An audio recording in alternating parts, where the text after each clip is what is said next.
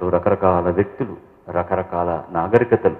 ఇప్పుడైతే మరి ప్రపంచం అంతా కలిసిపోతుంది. వారు అన్నట్టుగా ఇంటర్నెట్లు అవి ఇవి చూసి వేదిక మీద ఒక స్త్రీ పాత్రధారిణి వచ్చి ఒక సభలో కూర్చున్నప్పుడు ఎలాంటి బట్టలు వేసుకోవాలనేటటువంటి నిర్ణయం కూడా చేసుకోలేని ఒక అమాయక పరిస్థితి అనుకోవాలా, లేకపోతే మరొకరు అనుకోవాలా? కేవలం అంగాంగ ప్రదర్శన చేస్తేనే తర్వాత అక్కడ కూర్చున్న హీరోలో నిర్మాతలో మనకు అవకాశం ఇస్తారా అనుకుని వచ్చేటటువంటి రోజుల్లోకి మన సంస్కారం కిందికి దిగదారిపోయింది. ఇది నేనేం గట్టిగా చెప్పదలుచుకున్నాను, నాకేం ఇబ్బంది లేదు. ఏ హీరోయిన్ నా మీద కోపం వచ్చినా పర్వాలేదు, ఎందుకంటే చాలామందికి తెలుగు తెలియదు కాబట్టి వాళ్ళకి ఇది అర్థం కాదు. ఇలా జరుగుతున్న సందర్భంలో గతంలో వచ్చినవన్నీ కూడా సినిమాలు ఎవరైనా డబ్బు పెట్టిన తర్వాత డబ్బు సంపాదించుకోవాలనే చేస్తారు.